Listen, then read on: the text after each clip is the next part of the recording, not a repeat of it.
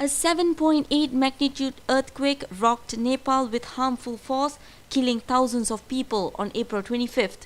As the country relies heavily on aid relief support, Natural Resources and Environment Minister Dato Sri G. Palanivel has provided 100,000 ringgit as financial assistance. I've donated 100,000 from my foundation, CBF. Then